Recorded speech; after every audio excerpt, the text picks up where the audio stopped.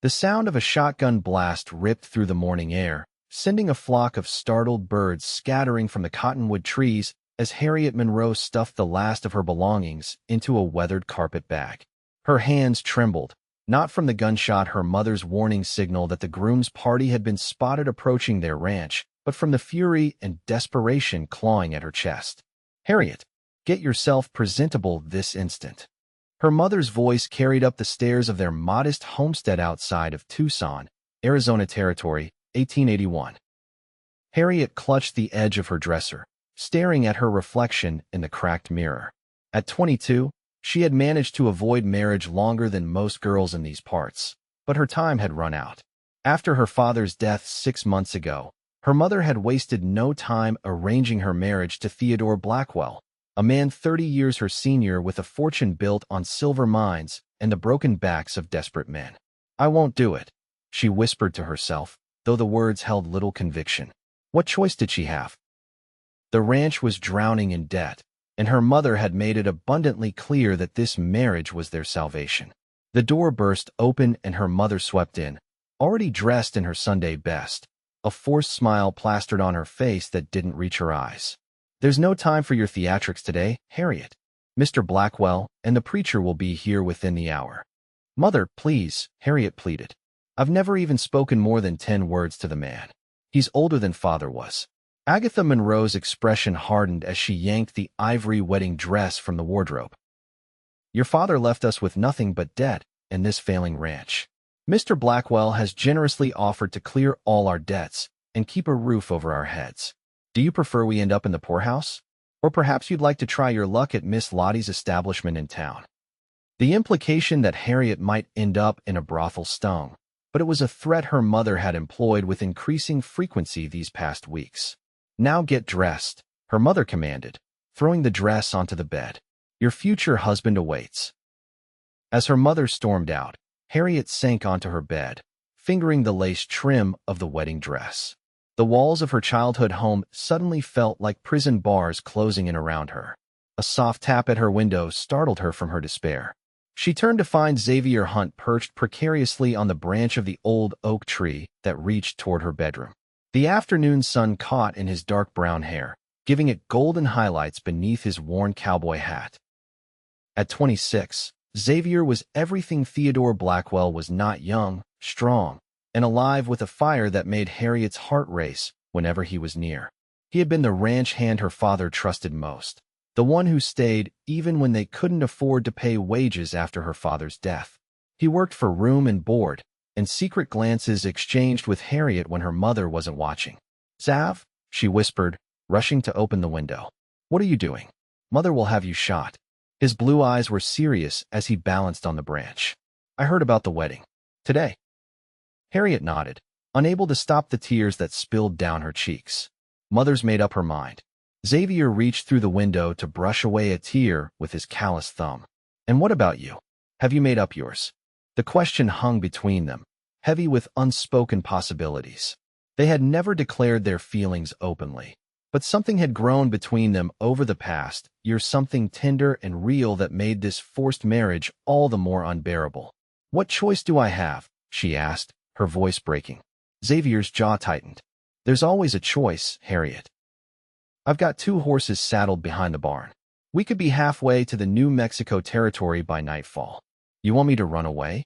Mother would never forgive me. And could you forgive yourself for marrying a man you don't love? A man who buys his bride like cattle at auction?" His eyes softened. "I ain't got much to offer you, Harriet. No fine house or silver mines. But I swear I'd work my fingers to the bone to make a good life for us." The sound of horses approaching pulled her attention to the window. Through the trees, she could see a procession of 4 riders coming up the dusty road to the ranch. Theodore Blackwell in his fancy Eastern suit, the preacher, and 2 men she didn't recognize. "They're here," she whispered, panic rising in her throat. Xavier followed her gaze. "It's now or never, Harriet. I won't ask again, and I won't stay to watch you become his wife." For a moment, she froze, torn between duty and desire, between security and freedom. Then, as if something broke loose inside her, Harriet lunged for her carpet bag. "Give me 5 minutes," she said, her voice suddenly steady. "I'll meet you behind the barn." Xavier's face split into a grin that warmed her from head to toe. 5 minutes. Not a second more. He disappeared down the tree with the agility of a man who'd spent his life in the saddle.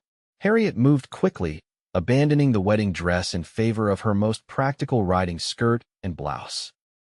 She added a few more essentials to her bag: her mother's locket that contained a picture of her father, the small amount of savings she'd managed to hide away, and the worn copy of Pride and Prejudice her father had given her on her 16th birthday. Voices drifted up from downstairs: her mother's overly cheerful greeting, Theodore Blackwell's deep drone. She had no time left. Slinging the carpet bag over her shoulder, Harriet eased open her bedroom door and crept down the back staircase that led to the kitchen. Mrs. Wilkins, their cook, looked up from kneading bread dough, her eyes widening at the sight of Harriet in riding clothes. "Miss Harriet? Please, Mrs. Wilkins." "You didn't see me," Harriet pleaded. The older woman hesitated only briefly before nodding toward the back door. "Mind you take care out there, child. The world ain't always kind to young women alone." "I won't be alone," Harriet whispered, impulsively hugging the startled cook before slipping out the back door. She kept to the shadows of the buildings, her heart thundering in her chest as she made her way to the barn. Every sound seemed magnified: the distant conversation from the house, the chickens scratching in the yard, the creak of the windmill turning lazily in the afternoon breeze. Xavier was waiting with 2 horses, his own chestnut gelding and her dapple gray mare. He took her bag without a word, securing it to the saddle. "Are you certain about this?" he asked, his voice low. Harriet glanced back at the house where her mother was right now, welcoming the man who expected to claim her as a bride before sundown. The weight of obligation pulled at her, but the thought of Theodore Blackwell's hands on her, his life becoming hers, was unbearable. "Yes," she said firmly. "I'm certain." Xavier helped her into the saddle, his touch lingering on her waist. "We'll have to ride hard. Your mother won't let you go easily." "I know." She gathered the reins in her hands, feeling a curious mixture of terror and exhilaration. "Where will we go?" "I've got a friend with a small spread near Santa Fe. We can stay there until we figure things out." He swung into his own saddle. "Ready?" Before she could answer, a shout came from the direction of the house. Harriet turned to see her mother standing on the porch, her face a mask of fury as she spotted her daughter mounted and clearly preparing to flee. "Harriet Monroe, you get back here this instant," her mother screamed, lifting her skirts and rushing down the porch steps. "Now," Xavier urged, spurring his horse forward. Harriet dug her heels into her mare's sides, and they bolted from behind the barn, racing across the open yard toward the stand of trees that would provide some cover. Another shot rang out, not her mother this time, but one of Blackwell's men, firing into the air as a warning. "Stop them!" Theodore Blackwell's voice boomed, and Harriet heard the scramble of men mounting horses. Xavier led them through the trees and down toward the creek bed where the horses could run without leaving an obvious trail. The wind whipped at Harriet's hair as they galloped away from everything she had ever known, toward an uncertain future that suddenly seemed full of possibility. "Don't look back," Xavier called over his shoulder, but Harriet couldn't help herself. She turned in the saddle for one last glimpse of the only home she had ever known, the ranch house growing smaller in the distance. Her mother stood in the yard, a diminishing figure with her hands raised in either supplication or condemnation. Beside her, Theodore Blackwell was mounting his horse, his face twisted with rage even at this distance. Harriet faced forward again, pressing her heels into her mare's flanks to urge her faster. Whatever happened next, she had made her choice. She was riding toward freedom with the man she loved, and she would not look back again. They rode hard for hours, following game trails and shallow streams to minimize their tracks. Xavier led them through terrain he knew well from hunting and working cattle across the territory. They stopped only briefly to rest the horses and drink from a clear spring before pressing on as the afternoon waned. "They'll have raised a search party by now," Xavier said during one such stop, his eyes scanning the horizon behind them. "Blackwell's not a man who takes kindly to being crossed." Harriet stood beside her mare, stretching her aching legs. Despite growing up on a ranch, she'd never ridden so hard or so far in one day. "Will they catch us?" Xavier offered her his canteen. "Not if we keep moving." We've got a good head start, and I know these lands better than any hired gun Blackwell might bring." His confidence bolstered her courage, though she noted the way his hand rested casually on the revolver at his hip. As sunset painted the desert in shades of gold and crimson, they reached a small line shack nestled in a stand of cottonwoods beside a trickling stream. It was a simple one-room structure used by cowboys during roundups, with a lean-to for the horses. "We'll rest here tonight," Xavier said, helping her dismount. Her legs nearly buckled beneath her, stiff from the long ride. He caught her easily, his hands strong and steady on her waist. For a moment, they stood close enough that she could feel the warmth of his breath on her face. "Thank you," she whispered, meaning it for far more than just his help dismounting. His eyes, blue as the summer sky, searched hers. "I should be thanking you for trusting me enough to come." The intimacy of the moment was interrupted by the whicker of his horse, reminding them of practicalities. Xavier reluctantly released her and turned to care for the animals while Harriet investigated the line shack. It was sparse but clean enough: a narrow bunk, a small wood stove, a rickety table with one chair, and shelves holding basic provisions. She found a tin of coffee, some beans, and hardtack that seemed recent enough to be edible. By the time Xavier joined her, leading in their saddlebags, she had a small fire going in the stove and water heating for coffee. "You're full of surprises, Miss Monroe," he said, genuine admiration in his voice. "My father taught me more than needlepoint and piano," she replied with a smile. "Though I'm afraid my cooking skills leave much to be desired. As long as it's hot and fills the belly, I won't complain." He set down their bags and removed his hat, running a hand through his hair. Without the hat, he looked younger, more vulnerable somehow. "Harriet, I need to ask you something important." The serious tone of his voice made her pause in her preparations.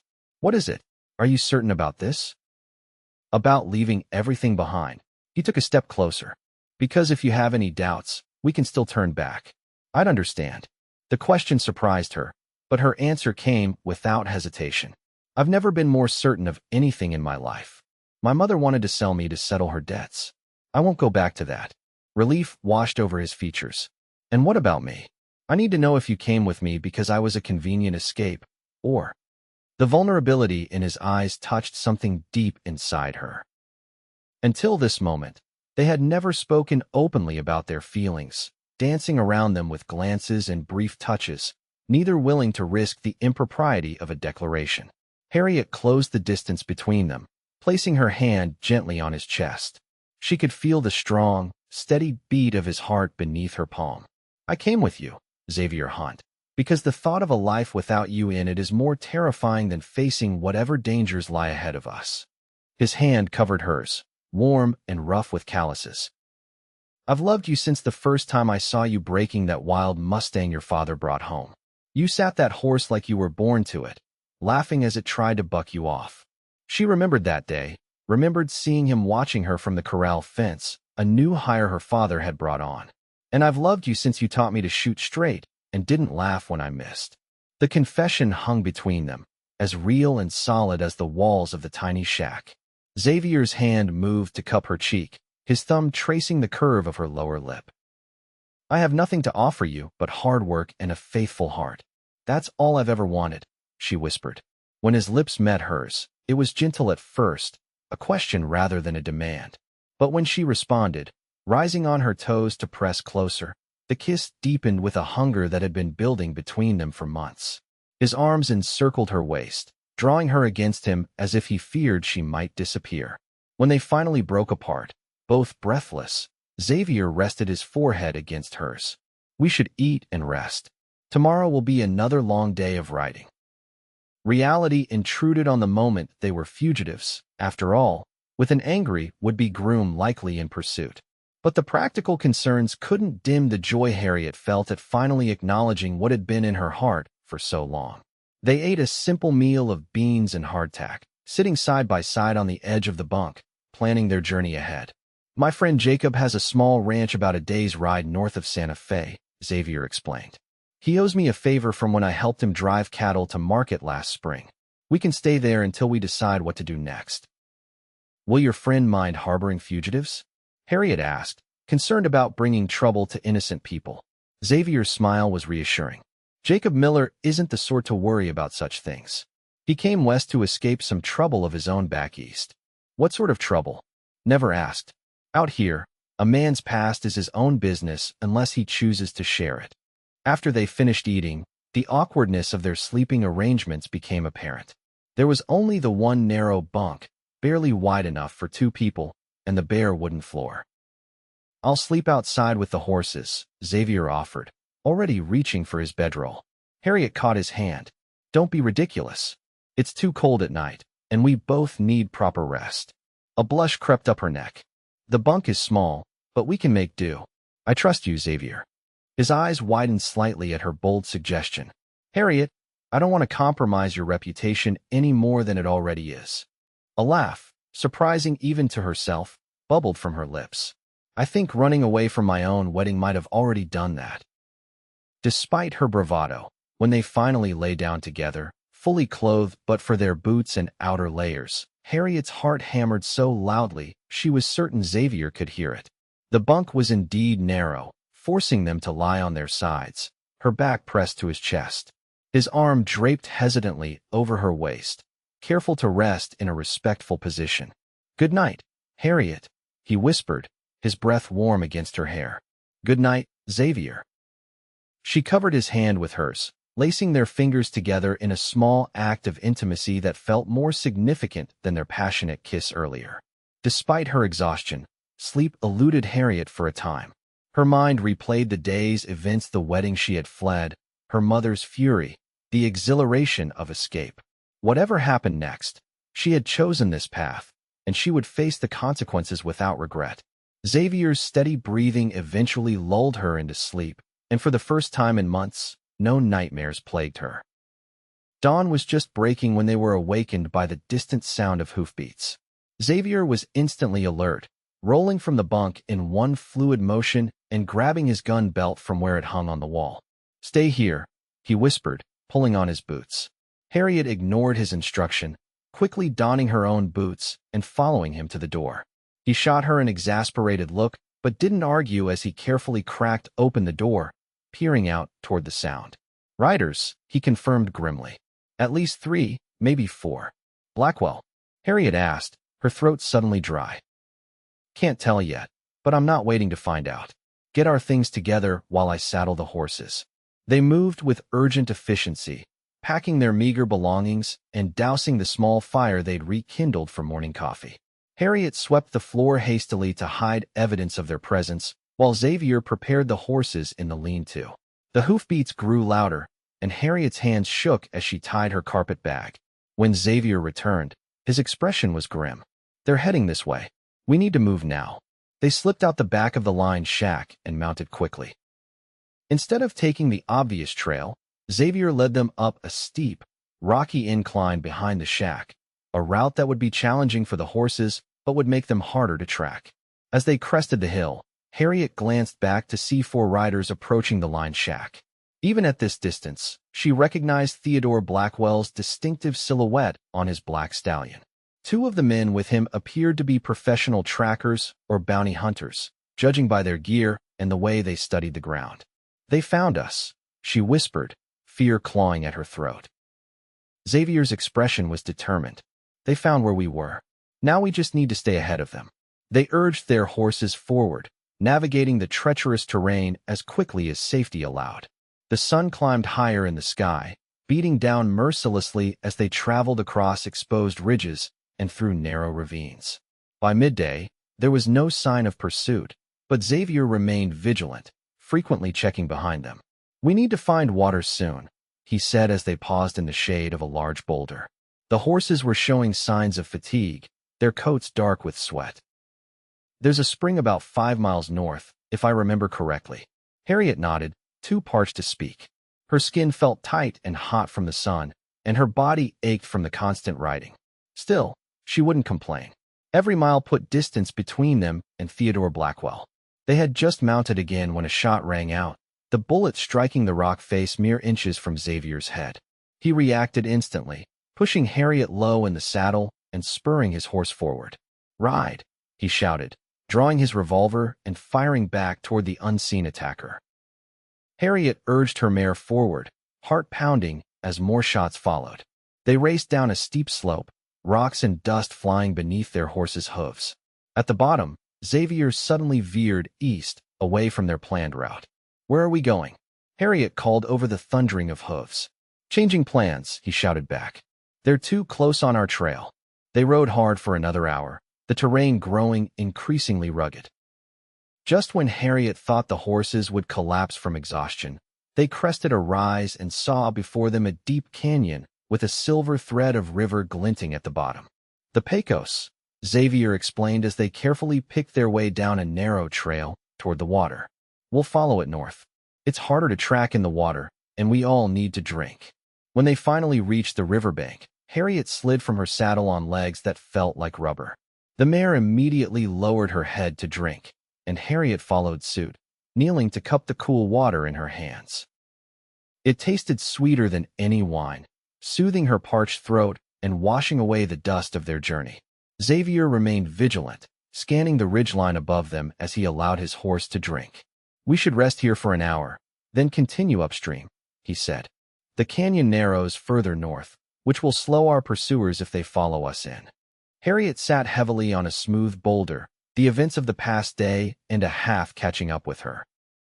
She had never imagined herself in such a situation, fleeing across the wilderness, pursued by armed men, sleeping under the stars with a man who wasn't her husband. "What are you thinking?" Xavier asked, sitting beside her and offering jerky from his saddlebag. She accepted the tough, dried meat gratefully. "That my mother would be horrified to see me now."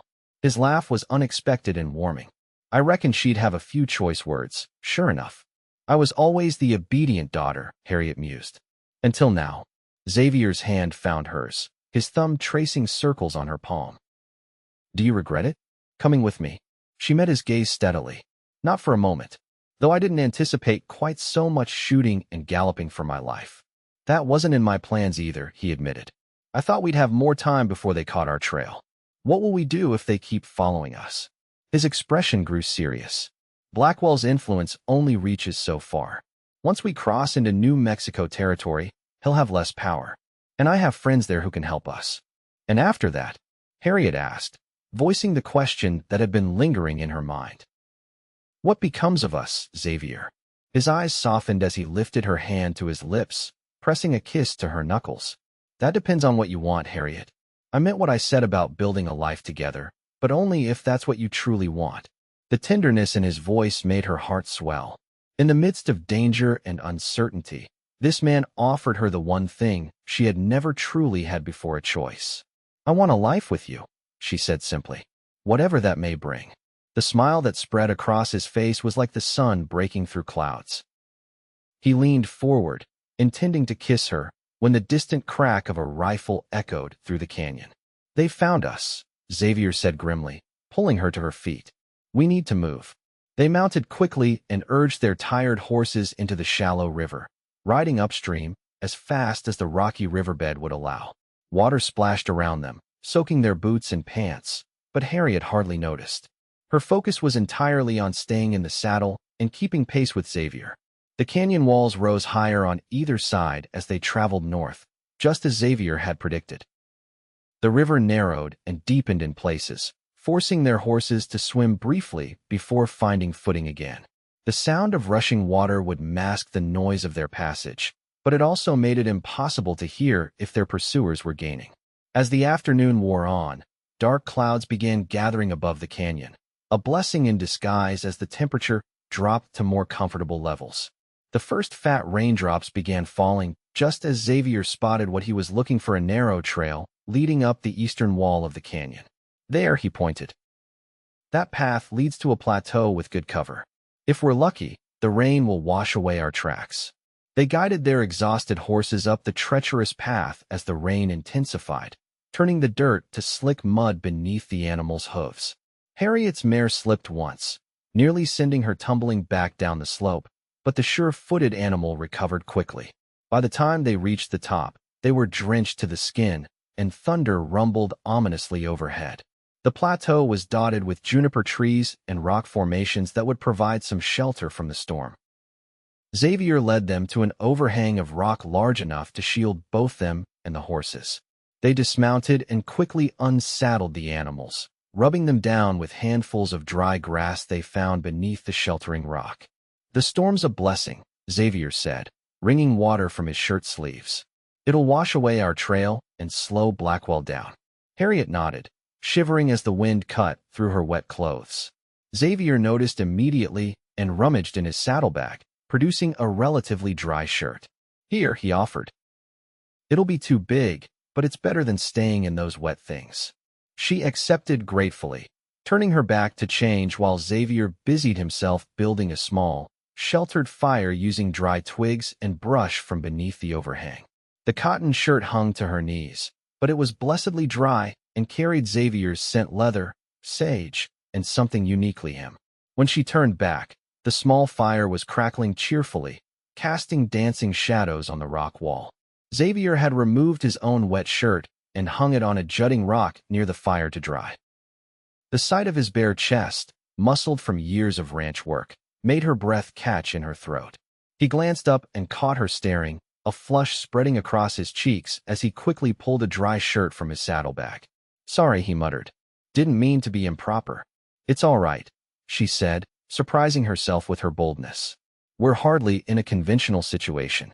His smile was tentative as he pulled on the dry shirt. "No, I suppose we're not."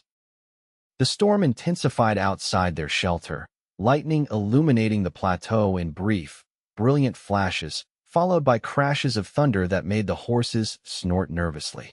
Harriet moved to comfort her mare, stroking the animal's damp neck and speaking in soothing tones. "You're good with horses," Xavier observed, coming to stand beside her. "That's a rare quality in a woman." "My father believed daughters should be as capable as sons," she replied. "Mother never approved, but he taught me anyway, riding, shooting, even basic ranch management. He sounds like a wise man." He was. Sadness tinged her voice. "I miss him terribly. If he were still alive, none of this would be happening." Xavier's arm slipped around her shoulders, offering comfort. "I'm sorry. I know how hard it's been for you since he passed." She leaned into his embrace, drawing strength from his solid presence. "I keep thinking about my mother. As angry as I am with her, I worry what will happen to her when Blackwell realizes I'm truly gone." "Your mother is resourceful," Xavier said diplomatically. "And Blackwell won't harm her. She's not the one who defied him." The implication hung in the air between them. Harriet was the one who had humiliated Theodore Blackwell, and men like him didn't forgive such slights easily. "We should try to rest," Xavier said, guiding her back to the fire. "Tomorrow will be another long day." They sat side by side beneath the rocky overhang, the small fire providing both warmth and a sense of security as the storm raged around them. Xavier produced jerky and hardtack from his saddlebags again, a meager dinner, but welcome nonetheless. As night fell and the storm showed no signs of abating, they prepared to sleep as best they could. Xavier arranged their saddles and blankets to create makeshift bedding, slightly damp, but better than the bare ground. "I'll take first watch," he insisted, despite Harriet's protest that he needed rest as much as she did. "I'll wake you in a few hours to take your turn." Exhaustion won out over propriety, and Harriet found herself drifting off to sleep with the sound of rain drumming on the rocks and Xavier's reassuring presence nearby. When she woke, the storm had passed, and dawn was breaking over the eastern horizon. Xavier sat nearby, his back against the rock wall, hat pulled low over his eyes, but clearly awake. "You didn't wake me for my watch," she accused gently, sitting up and pushing hair from her face. He shrugged, a half-smile playing at his lips. "You were sleeping so peacefully, I didn't have the heart to disturb you. You need rest too. I'll sleep when we're safe." He stood, stretching stiff muscles. "We should get moving. With luck, that storm washed away any sign of our trail, but Blackwell's not a man who gives up easily." They ate a quick breakfast of the last of their provisions, then saddled the horses and prepared to continue their journey. The plateau stretched before them, glistening with raindrops in the early morning light. "How far to your friend's ranch?" Harriet asked as they mounted. 2 days' ride if we push hard," Xavier replied. "Less if the horses hold up better than I expect. We'll need to stop in a settlement along the way for supplies." The prospect of venturing into a town made Harriet nervous. "Won't that be dangerous? Blackwell might have telegraphed ahead." There's a small trading post on the Navajo reservation that won't ask questions. The proprietor, Old Jim, is a friend to anyone who respects his people. We can resupply there. They set out across the plateau, riding at a steady pace that wouldn't overtax their already tired mounts. The land stretched out around them, vast and beautiful in the morning light, with distant mesas rising like sentinels against the azure sky. As they rode, Xavier pointed out features of the landscape, sharing knowledge gained from years of roaming these territories. He showed her how to identify edible plants, spot water sources from a distance, and read the subtle signs of wildlife that most people would miss entirely. "How did you learn all this?" Harriet asked, genuinely impressed. "My grandfather was a mountain man," Xavier explained.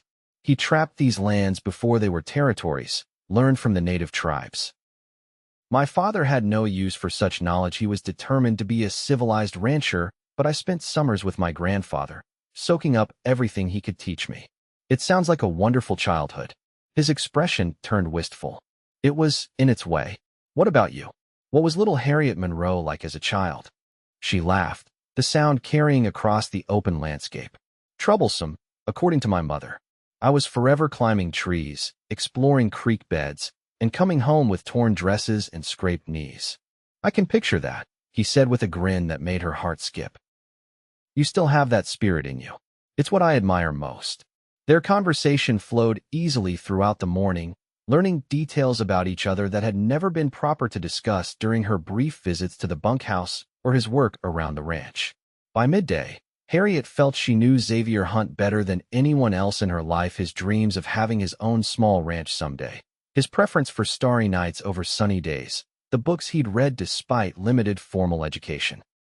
They stopped to rest the horses near a small seep spring around noon, taking the opportunity to refill their canteens and stretch their legs. The heat of the day was building, but a pleasant breeze made it bearable. "Once we reach Jacob's place," Xavier said as they prepared to mount again, "we can decide what to do next. If you want, we could head further north, maybe to Colorado or even Wyoming. Start fresh where Blackwell has no influence." The casual way he included her in the decision-making touched Harriet deeply. Theodore Blackwell would never have consulted her on such matters in his world.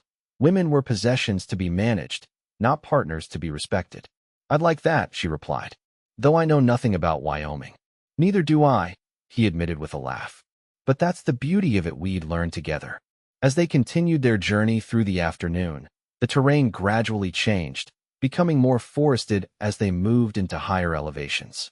The air cooled, carrying the scent of pine and earth. By late afternoon, Xavier announced they were approaching the trading post he'd mentioned. "It's just over this ridge. Best if we approach cautiously. Not that I expect trouble, but it pays to be careful." They dismounted and led the horses the last quarter mile, staying within the cover of the trees until they could see the trading post below, a sturdy log building with a corral and several smaller outbuildings nestled in a small valley. "Looks quiet enough," Xavier observed.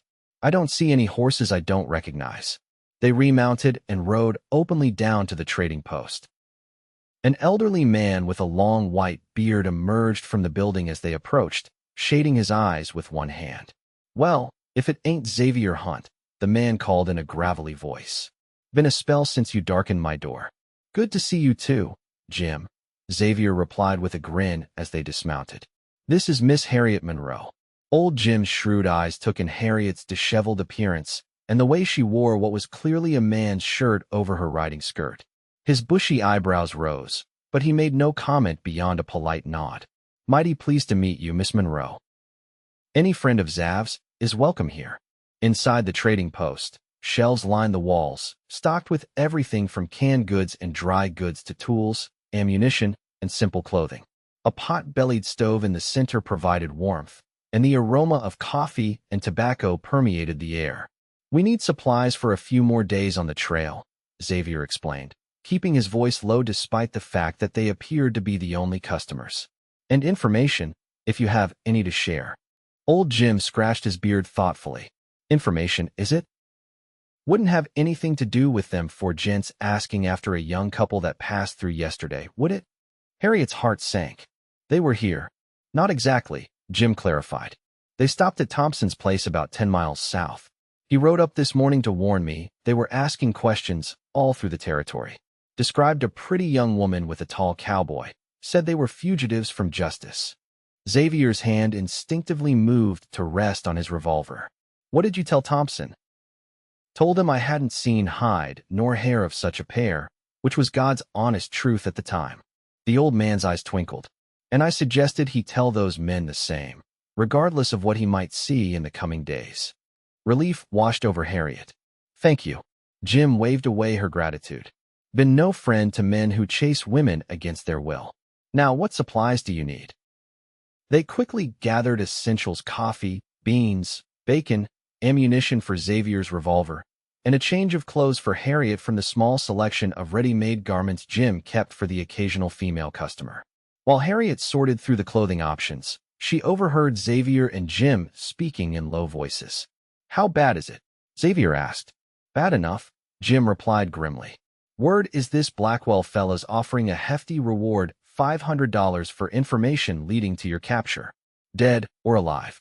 Harriet's blood ran cold at the words. Dead or alive.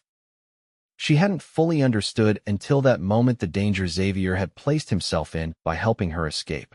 You might consider taking the mountain route to Jacob's place, Jim was saying. It's rougher going, but less chance of running into bounty hunters. Bounty hunters? Harriet couldn't help interrupting, clutching a simple blue calico dress to her chest. Both men turned, startled by her approach. Xavier's expression was troubled, but he didn't try to shield her from the truth. Blackwell's put a price on our heads, he confirmed. It complicates things, but doesn't change our plans. Xavier, she began, guilt washing over her. I never meant to put you in such danger. He crossed to her, taking her hands in his.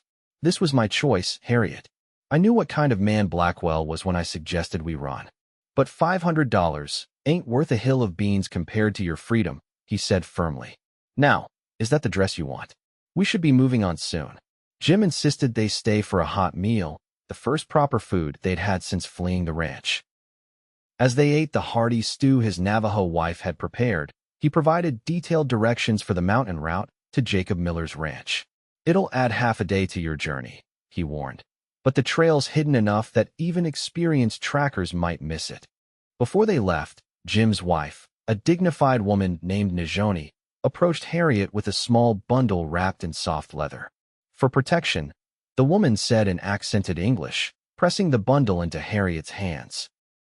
Inside was a small knife with an intricately carved handle and a leather sheath that could be strapped to her ankle beneath her dress. A woman should always have her own weapon. Touched by the gesture, Harriet thanked her sincerely. Xavier paid for their supplies, though Jim tried to refuse payment, and they prepared to leave as the sun began its descent toward the western horizon. We can make a few more miles before dark, Xavier said as they mounted up. There's a good camping spot about 2 hours up the mountain trail. Jim stood in the doorway of his trading post, watching them prepare to depart. You two be careful now, and when you see Jacob, tell that old reprobate he still owes me for that card game last winter. Xavier laughed and promised to deliver the message. With a final wave, they rode away from the trading post, heading toward the mountains that loomed to the north. The trail grew steeper as they ascended, winding through pine forests and around massive boulders. The horses moved carefully, picking their way along the rocky path as the light began to fade. We're making good time, Xavier commented as they rounded a bend that offered a spectacular view of the valley below. Another hour should get us to the camping spot Jim mentioned. Harriet nodded, too focused on staying in the saddle on the treacherous trail to respond verbally. Her body ached from days of hard riding, and despite the dangers still pursuing them, she found herself longing for a proper night's rest. The spot Xavier had in mind turned out to be a small clearing beside a mountain spring, sheltered on 3 sides by rock walls that would reflect the heat of a fire and shield any light from being seen from below. They made camp efficiently, Xavier handling the horses while Harriet gathered firewood and prepared a simple meal from their new supplies. As they sat beside the fire, eating beans and bacon washed down with strong coffee, Harriet found herself studying Xavier's profile, admiring the strong line of his jaw and the way the firelight danced in his eyes. What are you thinking? He asked, catching her gaze. That I never truly saw you before, she admitted. All those months you worked for my father, and I never really looked beyond the ranch hand." He set his plate aside, turning to face her more fully. "And what do you see now?" "A good man," she said softly. "Brave, kind, and more educated than you let on." A smile played at the corners of his mouth. "Is that all?" Harriet felt a blush rise to her cheeks, but she held his gaze. "No, I also see a man I could love for the rest of my life." The bold declaration hung in the air between them, more intimate than any physical touch could have been.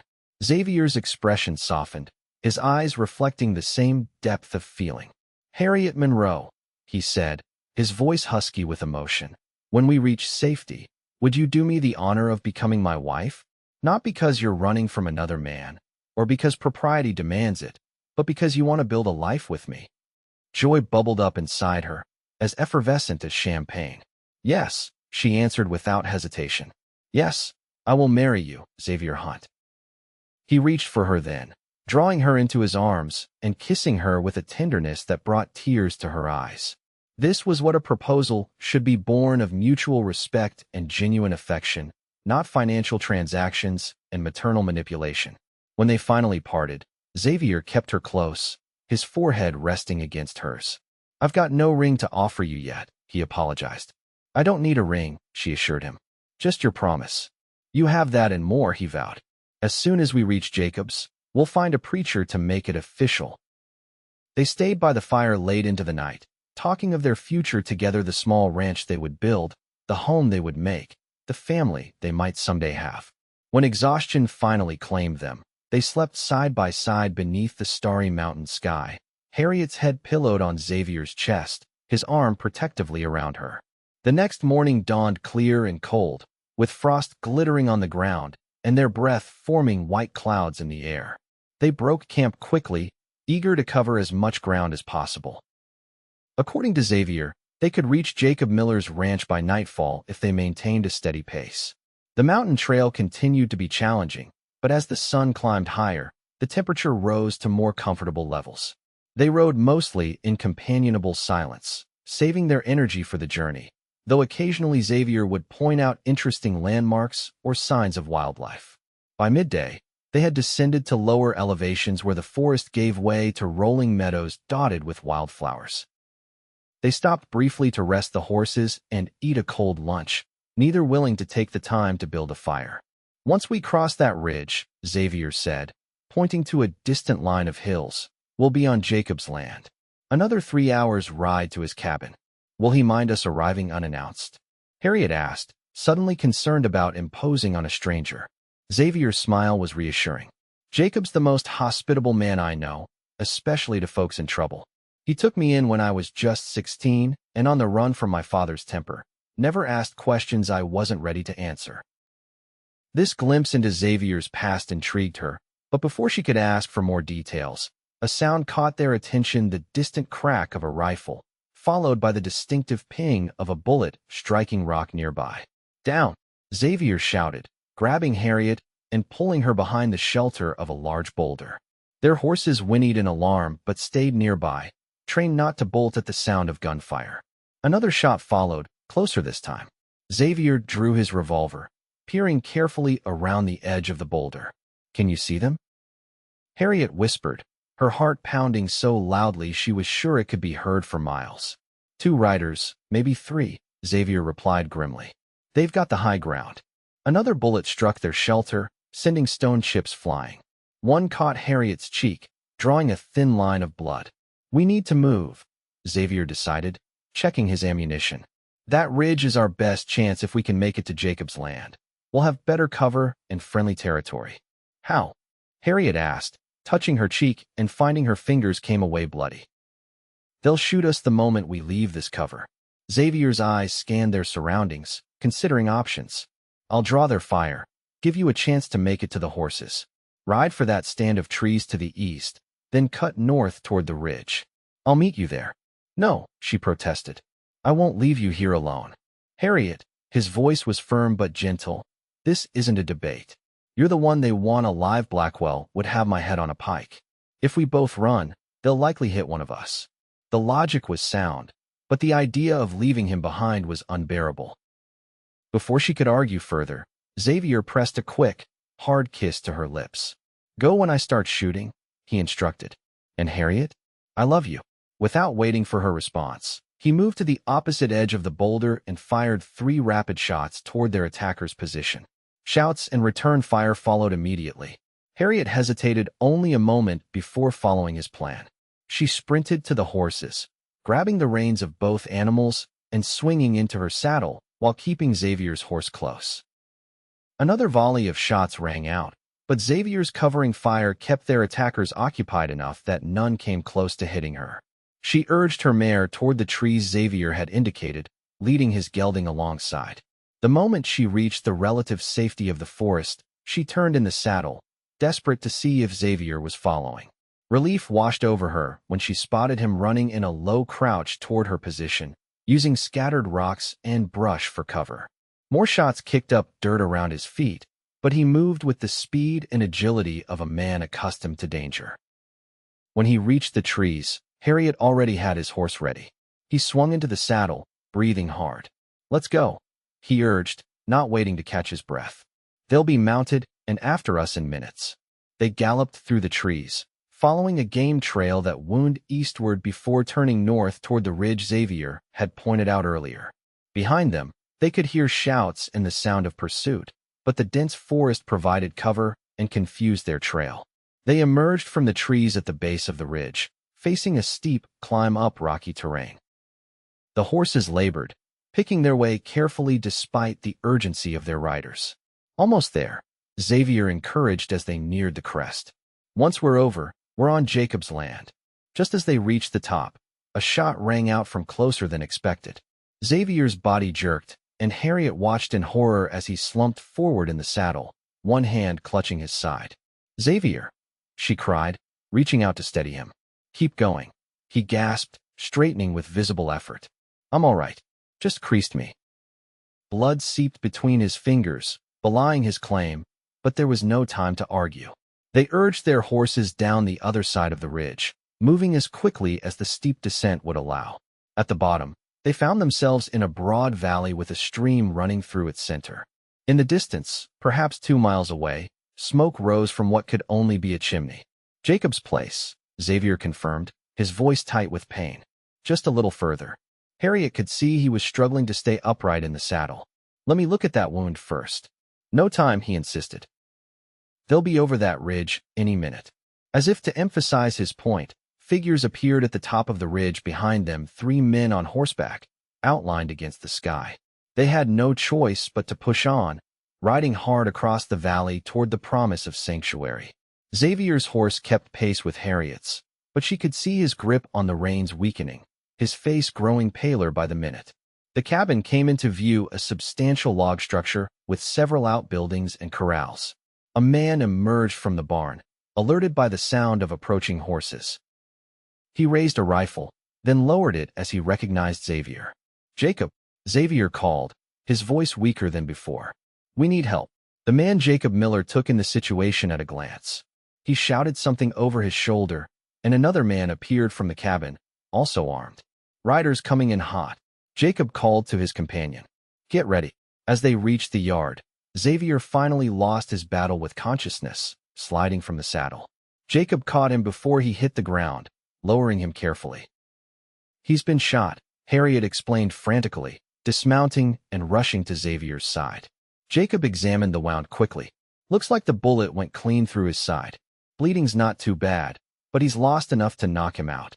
He glanced up at the ridge where their pursuers had paused, apparently reconsidering their approach now that their quarry had reached inhabited territory.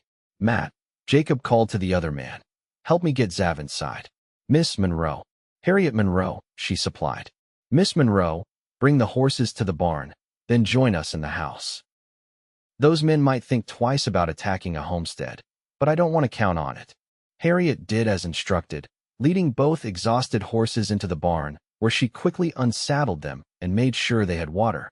Her hands shook with fear for Xavier and the strain of their ordeal, but she forced herself to move efficiently. By the time she entered the cabin, Jacob and Matt had Xavier laid out on a bed in a small room off the main living area. They had removed his shirt and were cleaning the wound with whiskey, causing Xavier to regain consciousness with a pained groan. "Harriet," he called weakly, trying to sit up. "I'm here," she assured him, rushing to his side and taking his hand. "We made it to Jacob's." Relief washed over his features. "Are you hurt?" "No, just worried about you." She smoothed back his hair, noting with concern how clammy his skin felt. "You need to lie still and let them tend to you." Jacob, a sturdy man in his 40s with a salt and pepper beard, worked with practiced hands to bandage Xavier's wound. "Lucky shot," he commented. "Went through the flesh without hitting anything vital. You'll be sore as hell, but you should heal clean with rest." "No time for rest," Xavier argued, though his voice lacked conviction. "Blackwell's men are currently sitting on my property line, trying to decide if they want to tangle with me and my boys," Jacob interrupted. "Matt's keeping an eye on them, along with the others." "Others?" Harriet asked, suddenly aware that there might be more people on the ranch than she'd initially seen. Jacob grinned. "Got 4 hands working this season, plus my son. All of 'em handy with firearms. Your pursuers are outnumbered, and they know it."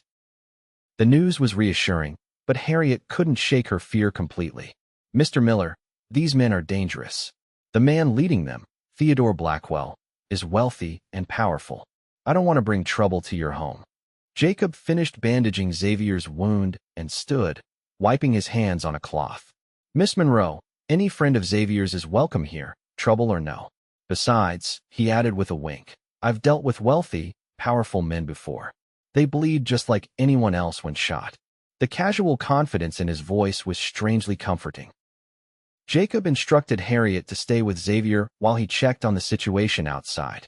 Left alone, she perched on the edge of the bed, still holding Xavier's hand.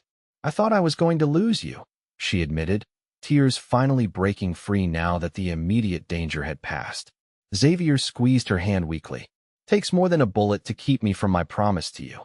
Despite his pallor and obvious pain, his eyes held the same warmth and determination that had first drawn her to him. She leaned down to press a gentle kiss to his forehead. "Rest now," she urged. "We're safe here." He didn't argue this time, his eyelids already drooping with exhaustion. Within minutes, he was asleep, his breathing steady if shallow. Harriet remained by his side until Jacob returned, his expression grim but satisfied. "They've pulled back," he reported, keeping his voice low. "Didn't much like the greeting my boys arranged for them. Doesn't mean they're gone for good, though." "What will they do next?" Harriet asked, carefully extracting her hand from Xavier's without waking him. Jacob shrugged. "Hard to say. Men like that have options. They could try to wait us out, bring in reinforcements, or decide you're not worth the trouble." "Blackwell won't give up," she said with certainty. "He sees me as his property, and Xavier as a thief." "Then we'll just have to change his mind," Jacob replied, a dangerous glint in his eye. "Come on, you look like you could use some food and a proper wash-up. Matt's wife can lend you some clean clothes." The next few hours passed in a blur of domestic activity that felt surreal after days on the run. Jacob's ranch turned out to be a small but thriving community, with Matt and his wife living in a smaller cabin nearby and 4 cowboys in a bunkhouse. Jacob's teenage son, Daniel, helped his father run the place with an efficiency that spoke of years of teamwork. After washing and changing into borrowed clothes, Harriet found herself sitting at Jacob's kitchen table with a bowl of hearty stew and fresh-baked bread before her. The simple meal tasted like heaven after days of trail rations. "So," Jacob said as he sat across from her with his own dinner. Xav didn't provide many details before he passed out. "Mind filling me in on why Theodore Blackwell is so intent on catching you too?" Harriet hesitated, uncertain how much to share with this stranger, despite his hospitality. Jacob seemed to sense her reluctance. "I'm not asking out of idle curiosity, Miss Monroe. The more I know, the better I can protect you and Xav." Deciding honesty was the wisest course, Harriet explained everything: her father's death, her mother's arrangement with Blackwell, her escape with Xavier, and the pursuit that had followed. "And you and Xav?" Jacob asked when she finished. "Is that part serious, or just convenient for the escape?" "It's serious," she replied without hesitation. "We're planning to marry as soon as possible." Jacob's weathered face broke into a broad smile. "Well now, that's the best news I've heard in ages." Zav's like a son to me took him in when he was just a skinny kid running from a mean drunk of a father. Always hoped he'd find himself a good woman. The personal connection explained Xavier's confidence that they would be welcome. He speaks very highly of you too, Mr. Miller. Jacob, please. Mr. Miller was my father, and I never much cared for him, he said with a chuckle. Now, about your situation. I see 3 possible solutions. He ticked them off on his fingers. First, you keep running. Head north to Wyoming or Montana, maybe even Canada. Put enough distance between you and Blackwell that he gives up the chase. That was our original plan, Harriet admitted. Second option is to stand and fight legally. If you're both of age, no one can force you to marry against your will, not even your mother. We could ride to Santa Fe, get a judge to hear your case. The idea had merit, but Harriet was skeptical. Blackwell has money and influence. He could bribe officials or twist the law to his advantage. Jacob nodded, acknowledging the point. Which brings us to option 3, the direct approach. I ride out tomorrow and have a man-to-man talk with Blackwell. Make him understand that continuing this pursuit will cost him more than it's worth. He's dangerous, Harriet warned. I wouldn't want you risking yourself for our problems. A bark of laughter escaped Jacob. Miss Monroe, I've faced down worse men than Theodore Blackwell in my time. Before I settled here, I rode with the Texas Rangers. I know how to handle myself. Before they could discuss the options further, a commotion outside drew their attention. Jacob rose quickly, moving to the window with the ease of a man accustomed to trouble. Well, I'll be damned, he muttered. Looks like Blackwell's decided to try diplomacy. Single rider approaching under a white flag. Harriet joined him at the window, her heart racing. The approaching rider wasn't Blackwell himself, but one of his hired men, holding a makeshift white flag on a stick. Stay inside, Jacob instructed, reaching for his hat and gun belt. I'll hear what he has to say. From the window, Harriet watched as Jacob strode out to meet the messenger, maintaining a cautious distance. The exchange appeared civil enough, with the rider handing over what looked like a letter before retreating back toward the ridge where Blackwell's party had been spotted earlier. When Jacob returned, his expression was thoughtful as he handed the sealed envelope to Harriet. For you, apparently. Blackwell's requesting a civilized discussion tomorrow at noon. Says he'll come alone if I guarantee his safety.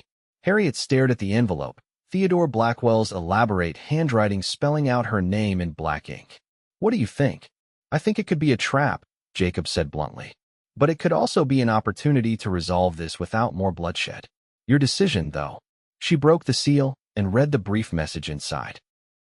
The tone was coldly polite, requesting her presence for a discussion of mutual benefit regarding her hasty departure from the wedding. There was no mention of Xavier or threats of force, which seemed out of character for the Blackwell she knew. I want to hear what he has to say, she decided, folding the letter carefully. But I won't meet him alone. Wouldn't dream of letting you, Jacob assured her. I'll send word that you accept, with conditions. He comes unarmed and alone, meets you here with me and my men present. The arrangements were made, and Harriet spent a restless night checking on Xavier regularly. By morning, his fever had broken, and though weak, he was alert enough to be furious about the planned meeting. It's a trap, he insisted, trying unsuccessfully to sit up without wincing. Blackwell doesn't negotiate, he dictates.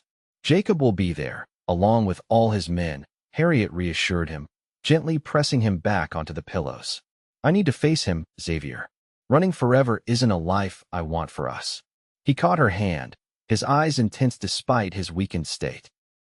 Promise me you won't go anywhere with him, no matter what he offers or threatens.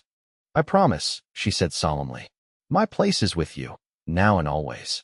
The noon hour approached with agonizing slowness. Harriet dressed in the best of the borrowed clothes, a simple blue dress that belonged to Matt's wife, and arranged her hair as neatly as possible. If she was to face Theodore Blackwell, she would do so with dignity. Jacob positioned his men strategically around the property, visible enough to serve as a deterrent, but not so obvious as to suggest an ambush. Harriet waited in the main room of the cabin, her nerves stretched taut as a fiddle string. At precisely noon, a lone rider appeared on the road leading to the ranch. Theodore Blackwell sat tall in the saddle, his black suit immaculate despite days of pursuit, his silver-streaked hair and beard perfectly groomed. He looked exactly as he had on what was supposed to be their wedding day, imposing, wealthy, and utterly cold. Jacob met him in the yard, and after a brief exchange that Harriet couldn't hear, led him into the cabin. Blackwell removed his hat as he entered, his steel-gray eyes immediately finding Harriet where she stood near the fireplace. "Miss Monroe," he said, his deep voice controlled and formal. "You've led me on quite a chase." "Mr. Blackwell," she replied with equal formality, refusing to show fear. "You requested this meeting. I'm listening." If her directness surprised him, he didn't show it. He glanced at Jacob, who had positioned himself near the door, hand resting casually on his holstered revolver. "I had hoped for a private conversation," Blackwell said. "That wasn't part of the agreement," Jacob replied evenly. "Say your piece or leave." Blackwell's jaw tightened, but he returned his attention to Harriet. "Very well. Miss Monroe, your hasty departure has created a most embarrassing situation. Your mother is beside herself, and my reputation has suffered considerably. I'm sorry for my mother's distress," Harriet said sincerely, "but not for refusing to marry a man I do not love." "Love," Blackwell scoffed. "A young woman's fancy. Marriage is a practical arrangement, as your mother understands. The agreement between us was legally binding." "I signed no agreement," Harriet countered. "I'm of age, and my consent is required for any marriage." Blackwell's expression hardened. "Your mother acted as your guardian in this matter. The arrangement included substantial financial considerations that have already been executed, your family's debts settled, the mortgage on your ranch paid in full." This was news to Harriet. "You've already paid?" "Of course. I'm a man of my word. Which is why your departure has placed me in an untenable position." Jacob stepped forward. "Sounds like poor business practice to pay before receiving the goods, Mr. Blackwell. No offense to Miss Monroe." Blackwell shot him a withering glare. "I don't recall asking for your opinion, Mr. Miller. Just offering a friendly observation," Jacob replied with a dangerous smile. Turning back to Harriet, Blackwell's tone softened slightly. "I'm prepared to be reasonable, Miss Monroe. Return with me now, fulfill your mother's agreement, and I'll forget this unfortunate episode. The ranch hand who abducted you will face no charges." "Abducted?" Harriet repeated incredulously. "Xavier Hunt did no such thing. I left of my own free will. A technicality that would be difficult to prove in court," Blackwell said dismissively, "particularly when your mother will testify that you were coerced." The implication was clear. Blackwell could ruin Xavier legally if Harriet didn't cooperate. But she had no intention of surrendering. "Mr. Blackwell, I will not marry you. Not today, not ever. Whatever arrangement you made with my mother, it did not include my consent, which I never gave and never would have given." Blackwell's facade of civility cracked slightly, his eyes flashing with anger. "You ungrateful girl. I offered you position, security, a life of comfort many women would envy. Instead, you run off with a penniless cowboy who can give you nothing but hardship." "He gives me respect and love," Harriet replied firmly. "Two things your money cannot buy." For a moment, Blackwell seemed at a loss for words, as if the concept of choosing love over financial security was utterly foreign to him. Then his expression settled into cold calculation. "I see there's no reasoning with you. Very well. I will write off my financial losses in this matter as an expensive lesson. However," he added, his voice hardening, "there is still the matter of my reputation to consider." "What do you propose?" Jacob asked, clearly suspicious of this apparent capitulation. Blackwell's smile was thin and without warmth. "A simple public statement from Miss Monroe acknowledging that our engagement ended by mutual agreement due to irreconcilable differences. No mention of dramatic escapes or other men. Your mother will corroborate this story. And in exchange?" Harriet pressed, knowing there must be more. "In exchange, I will not pursue legal action against Mr. Hunt for theft of property, specifically the horse you rode away on, which legally belongs to your mother's ranch, now effectively mine through the debt settlement." It was a calculated move, designed to appear reasonable while maintaining his pride. Harriet glanced at Jacob, who gave a slight nod, indicating he thought the offer worth considering. "I have conditions," Harriet said. "First, I want written confirmation that all debts related to the Monroe Ranch have been settled in full. Second, I want your written agreement that neither you nor anyone acting on your behalf will ever pursue or harass Xavier Hunt or myself. Third, my mother must be allowed to remain on the ranch for as long as she wishes. Blackwell's eyebrows rose slightly, perhaps surprised by her business-like approach. You drive a hard bargain, Miss Monroe. But I find your terms acceptable. With one addition of my own, you and Mr. Hunt will leave the Arizona Territory and not return for a period of no less than 5 years. The demand stung. Arizona was the only home she had ever known. But she and Xavier had already planned to start fresh elsewhere, and 5 years would give Blackwell time to save face and perhaps move on to other interests. Agreed, she said firmly. Jacob stepped forward. I'll have the agreement drawn up in writing and witnessed. You can sign it before you leave, Blackwell. The older man nodded curtly. Very well. I'll return to my men and inform them of our arrangement. Expect me back within the hour. After Blackwell left, Jacob turned to Harriet with newfound respect in his eyes. You handled that like a seasoned negotiator. Zav's a lucky man.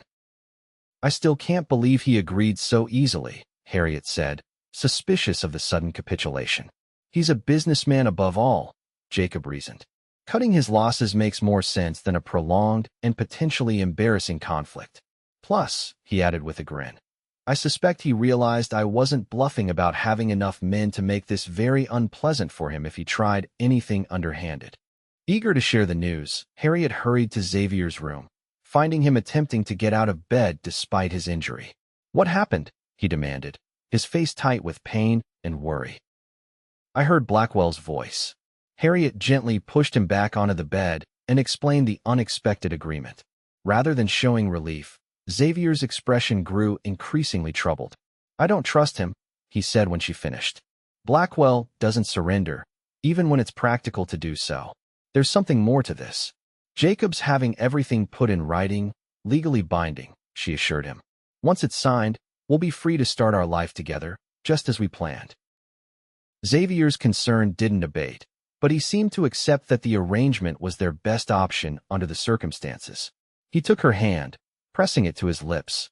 As long as we're together, that's what matters, he said. But I'll feel better when Blackwell is far away from here. True to his word, Blackwell returned within the hour. Jacob had prepared the agreement, with Matt serving as a witness. The document spelled out all conditions clearly, including the stipulation that Harriet and Xavier would leave the territory within 2 weeks and not return for 5 years. Blackwell read the agreement carefully before signing with a flourish. I trust this concludes our business, Miss Monroe. It does, she confirmed, signing her own name below his. I wish you well, Mr. Blackwell. His smile was thin. And I you, though I doubt the hardships of frontier life with a penniless cowboy will suit you for long. That's my concern, not yours, she replied evenly. With a curt nod, Blackwell replaced his hat and departed. Jacob watched from the window as he rode away, rejoining his men at the edge of the property. They're leaving, he confirmed after a few minutes, heading south back toward Tucson. The sense of relief was overwhelming. Harriet sat heavily in a chair, suddenly exhausted now that the tension had broken. Is it really over? She wondered aloud.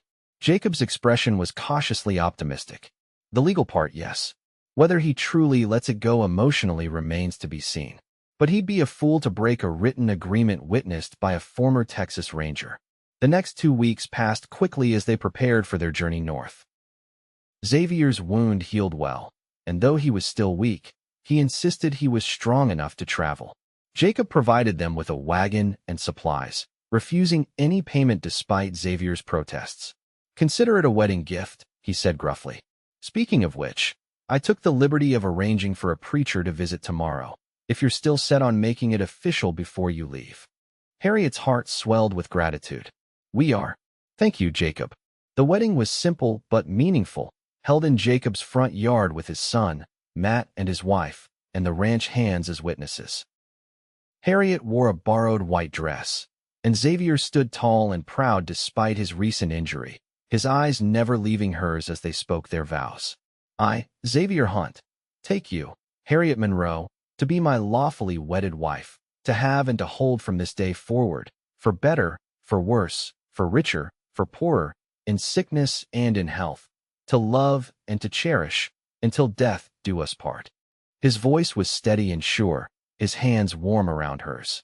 When it was her turn, Harriet spoke clearly, making each word a solemn promise.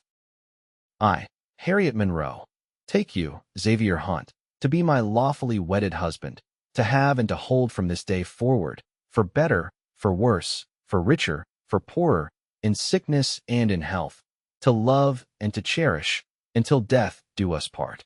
The preacher pronounced them husband and wife, and Xavier's kiss sealed their union amid cheers from their small audience. It wasn't the grand wedding her mother had planned with Theodore Blackwell, but it was perfect in every way that mattered. That evening, as husband and wife, they sat on Jacob's porch, planning the details of their journey. They would head first to Colorado, where Xavier had heard of good land available for homesteading. I've saved most of my wages from the past 5 years, he told her.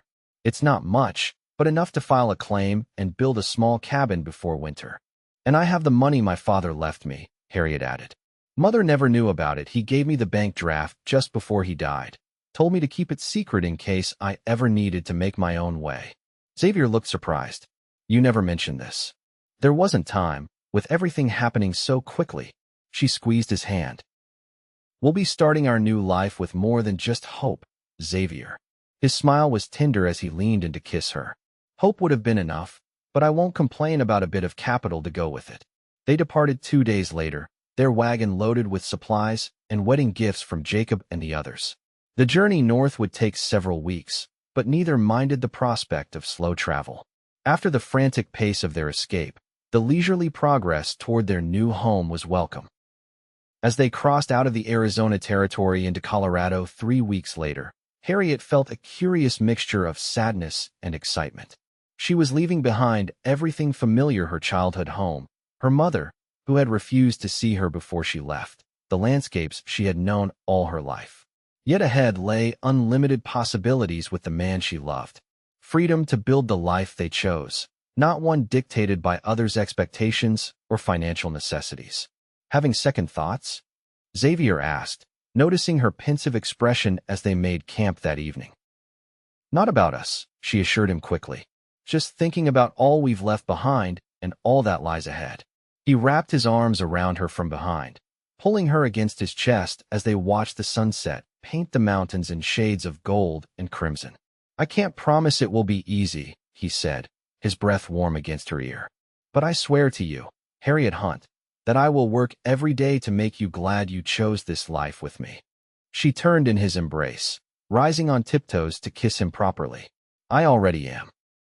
In the gathering dusk, with the first stars appearing overhead and the promise of a new day ahead, Harriet knew with absolute certainty that she had made the right choice.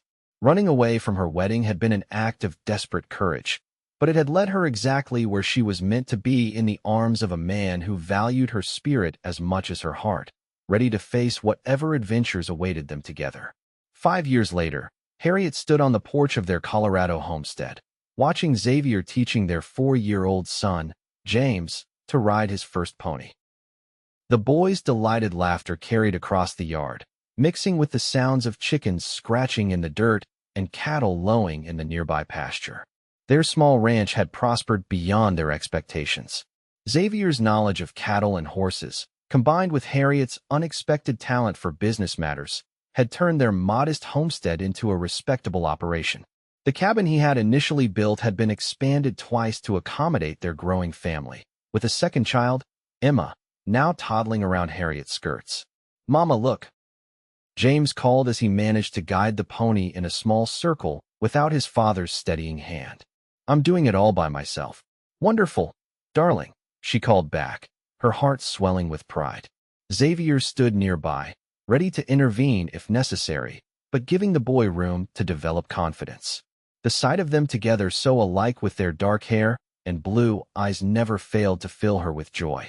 That evening, after the children were asleep, Xavier and Harriet sat together on the porch as had become their custom, watching the stars emerge in the vast Colorado sky. "I got a letter from Jacob today," Xavier said, pulling an envelope from his pocket. "Thought you'd want to hear his news." Harriet leaned against his shoulder as he read aloud. Jacob was well, his ranch thriving. He mentioned mutual acquaintances and local happenings before dropping a piece of information that made Xavier pause briefly before continuing. He says Theodore Blackwell passed away last month. Apparently, he never remarried after your non-wedding. Left his entire fortune to some distant nephew back east. Harriet absorbed this information thoughtfully. I'm sorry to hear it. Despite everything, I never wished him ill. Jacob also says your mother has been asking about you. She's still living on the ranch, though she's hired a manager to run it since she's getting on in years. This news affected Harriet more deeply. In 5 years, she had received only one brief note from her mother, a terse acknowledgement of James's birth, with no warmth or reconciliation offered. The 5 years are up next month, Xavier said gently. We could visit, if you wanted. Introduce her to her grandchildren. Harriet considered the suggestion. The hurt of her mother's betrayal had dulled over time, replaced by a wistful sadness for what might have been. I'd like that, she decided. Not to stay, but to visit. This is our home now. Xavier's arm tightened around her shoulders. Wherever you are is home to me, Harriet. She turned to face him, marveling at how the years had only deepened her love for this man. The lines around his eyes spoke of days spent in the sun, working to build their dream. The calluses on his hands testified to his unwavering dedication to providing for his family. Do you ever wonder what might have happened if you hadn't helped me escape that day? She asked. Xavier considered the question seriously. Sometimes. But then I look at what we've built together, at our children, and I know that any other path would have been the wrong one. Even with all the hardships. They had faced their share of challenges: drought, harsh winters, a difficult birth with Emma that had nearly taken Harriet's life. Especially with the hardships, he replied, taking her hand and bringing it to his lips.